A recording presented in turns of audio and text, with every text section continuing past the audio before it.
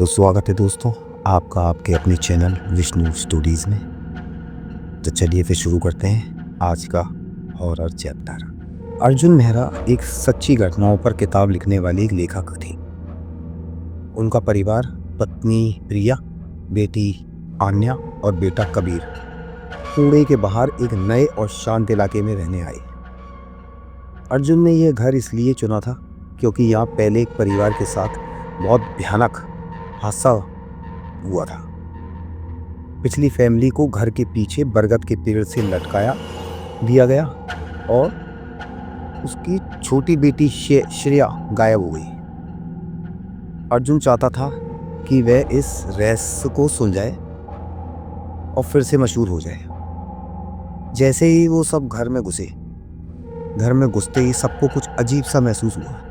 दीवारों पर पुरानी दरारें थी और खिड़कियों से धूल झड़ रही थी और हर कोने में सन्नाटा था। पहले ही दिन जब सामान रखा जा रहा था, प्रिया ने अर्जुन से कहा, अर्जुन ये घर थोड़ा डरावना नहीं लग रहा? अर्जुन ने मुस्कुराते हुए कहा, नहीं सब ठीक है। शाम को कबीर ने बताया कि उसने अपने कमरे में किसी के चलने की आवाज सुनी है। आन्या ने भी कहा कि उसे कुछ लोग जैसे कोई पीछे पीछे चल रहे हैं, ऐसा लगता है कि कुछ लोग उसके पीछे चल रहे हैं। प्रिया ने सोचा कि बच्चे नए घर में घबरा रहे हैं, लेकिन अर्जुन को भी रात में सीढ़ी पर किसी के चलने की आवाज़ सुनाई दी।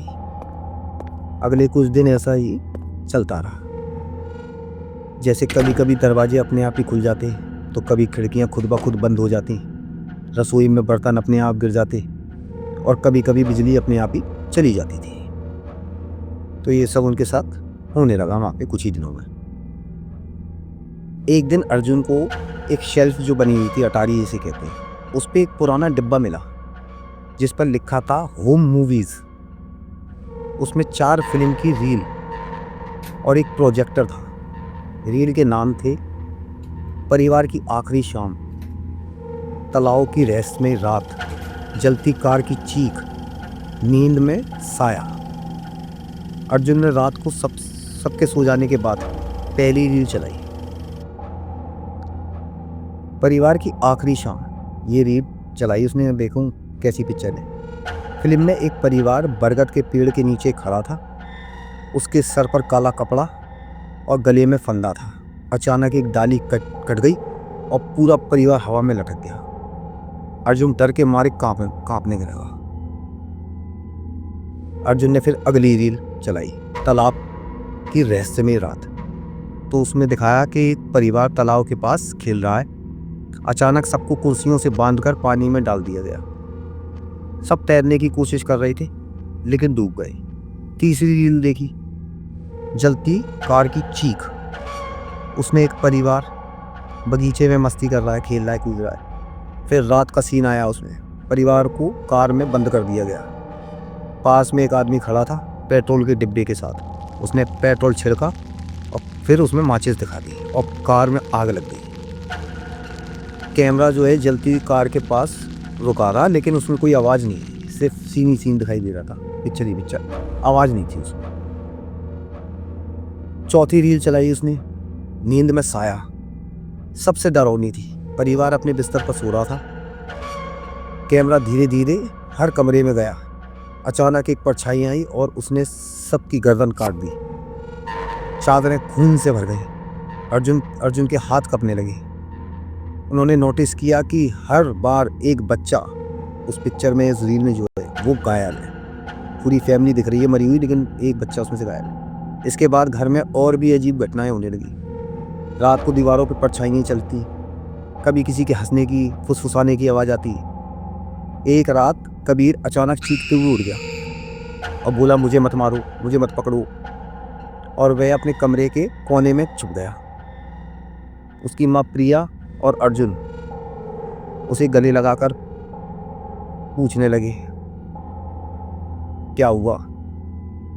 आन्या ने अचानक अपने कमरे की दीवार पर डरावनी पेंटिंग बनाना शुरू कर दिया था। उधर वो घबरा रहा।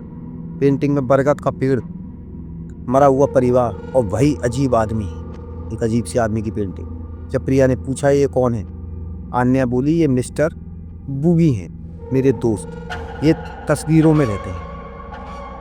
बड़ा खतरनाक सा चेहरा बनाया उस बच्ची ने, वो बोली कि ये मिस्टर बूगी हैं। अगले दिन मैं टॉर्च लेकर अटारी में गया अर्जुन। वह दीवारों पर बच्चों के नाम के साथ मर्डर की ड्राइंग भी बनी हुई थी ऊपर कमरे में। अचानक प्रोजेक्टर जो था वहाँ पे रखा हुआ था अपने आप चालू हो गया। दीवार पर जो थी फिल्म चलने लगी। कुछ भूतिया बच्चे वहाँ खड़े थे। उसे ऐसा महसूस हुआ कि कुछ भूतिया बच्चे वहाँ पे खड़े हुए हैं और धीमे धीमे फुसफुसा रहे हैं, क्या रे, वो सुन लेगा, वो सुन लेगा, ये सब कह रहे थे। तो अर्जुन बहुत ज़्यादा डर गया उन बच्चों की फुसफुसाहट सुन के। अब अर्जुन समझ गया कि ये सब फिल्में और घर की घटनाएं आपस में जुड़ी हुई हैं। उन्होंने पुलिस वाले शर्मा जी से बात की। पता चला कि हर मर्डर उसी घर में हुआ था जहां पिछली फैमिली मरी थी, और हर बार वो डिब्बा नए घर में पहुंच जाता था। जिस घर में वो डिब्बा पाया जाता था, मर्डर वहीं होता था, वो पिक्चर भी उसी घर की बनी हुई थी। ये समझ में आ गया अर्जुन के। अर्जुन ने प्रोफेसर जोशी से भी बात करी, जो भूत प्रेत के जानकार थे। जोशी ने बताया ये बगुला नाम का राक्षस है जो बच्चों की आत्मा खा जाता है। वो तस्वीर के जरिए अपनी दुनिया में बुला लेता है उन बच्चों को, जो अन्याय के साथ भी हो रहा था। अगली सुबह का समय था। सूरज की हल्की रोशनी घर में आ रही थी, लेकिन घर में सबको अजीब सा डर लग रहा था। प्रिया रसोई में नाश्ता बना रही थी। अर्जुन अपने कमरे में लैपटॉप पे काम कर रहा था। तभी अर्जुन ने देखा कि कमरे के शीशे से अचानक एक सफेद चेहरा दिखा, जिसकी आंखें बहुत काली थी। अर्जुन ने जल्दी से पीछे देखा, लेकिन वह कोई नहीं था वहाँ पे कोई भी नहीं था। अर्जुन को थोड़ा डर लगा, पर उन्होंने सोचा शायद उनका वहम है। कुछ दिनों से इतनी डरावनी हरकतें हो रही हैं घर में, शायद उसकी वजह से दिमाग पे थोड़ा असर हो रहा है। शाम को अर्जुन अपने लैपटॉप पर लिख रहा था। अचानक उसकी स्क्रीन झिलमिलाने लगी और कुछ सेकंड के लिए एकदम ब्लैंक हो गई, और उसमें एक चेहरा भी दिखाई दिया उसे। अर्जुन घबरा गया और लैपटॉप बंद कर दिया। उन्हें लगा जैसे कोई उसके पीछे खड़ा हो, लेकिन जब उसने पीछे मुड़ के देखा तो वहाँ कोई नहीं था। शाम होते होते घर और भी डरावना लगने लगा। गलियारे में अर्जुन को बच्चों की धीमी धीमी आवाज़ें सुनाई दी। जब उन्होंने ध्यान से देखा तो उन्हें कुछ छोटे बच्चे गलियारे के कोने में खड़े दिखे। उनके चेहरे बहुत फीके थे और आंखें बिल्कुल खाली थी। अर्जुन डर के मारे अपनी आंखें बंद कर ली, और जब दोबारा देखा तो बच्चे गायब थे वहां से। उन्हें यार ये क्या नाटक होने लगा ऐसा। इसी बीच अर्जुन की स्टडी रूम में रखे प्रोजेक्टर अपने आप ही चलने लगा। प्रोजेक्टर रखा हुआ था, मिला था उसे। उसमें वही डरावनी फिल्म चलने लगी। कमरे में ठंडी हवा चलने लगी। अर्जुन ने प्रोजेक्टर बंद करने की बहुत कोशिश करी, लेकिन वह अपने आप चलता रहा, वो बंद ही नहीं हो रहा था। बहुत कोशिश करी उसने, और फिर दीवार पर अचानक बगुला का डरावना चेहरा दिखने लगा, और कमरे में हल्की सी फुसफुसाहट सुनाई दी, ऐसे करके, सुन लेगा, कोई सुन लेगा। यहाँ ऐसी फुसफुसाहट आती थी। डर के मारे अर्जुन ने सारी फिल्में और प्रोजेक्ट जला दिए। प्रोजेक्टर को सारी फिल्में जला दी और प्रिया से कहा हमें अभी जाना है। वह सब मुंबई के पुराने फ्लैट में लौट गए। लेकिन उसी रात अर्जुन को अटारी से फिर से एक डिब्बा मिला, होम मूवीज। उस पर लिखा था एक्सीडेंट कट। उन्होंने कपते हाथों से उसने नई रील देखी। उसमें दिखा कि गायब हुए बच्चे ही अपने परिवार को मार रहे हैं और फिर बगुला के साथ फिल्म में चले जाते हैं। अर्जुन डर के बोला, हे भगवान, ये तो बच्चे निकले, बच्चे थे जो अपने परिवार को मार रहे हैं। अचानक अर्जुन को चक्कर आया।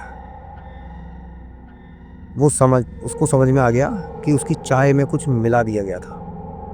अब आन्या जो बबूला के वश में थी कुल्हाड़ी लेकर आई। उसने कैमरा लगाया और बोली, चिंता मत करो पापा, मैं आपको फिर से मशहूर बना दूंगी। उसने अपने परिवार को मार दिया कुल्हाड़ी से, फिल्म बनाई और दीवार पर खून से पेंटिंग बना दी अपने परिवार की। फिल्म खत्म होते ही बबूला आया, आन्या को उठाया और अपनी दुनिया में ले गया। डिब्बा फिर से अटारी में रह गया अगली फैमिली के इंतजार में।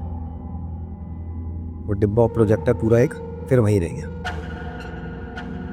सुबह खाली घर में पुलिस वाले शर्मा जी की आवाज़ आई, मेहरा जी, मुझे लगता है समझ में आ गया। पैटर्न ये नहीं है कि कत्ल कहाँ हुआ, असली पैटर्न है कि अगला घर कौन सा है। लेकिन जैसे ही देखा उन्होंने अंदर घुस के शर्मा जी ने, जब तक एक नई फिल्म बन चुकी थी और वो परिवार जो था वो पूरा का पूरा ख़त्म हो चुका था। तो ये था एक छोटा सा हॉरर चैप्टर। उम्मीद है कि आपको पसंद आया होगा।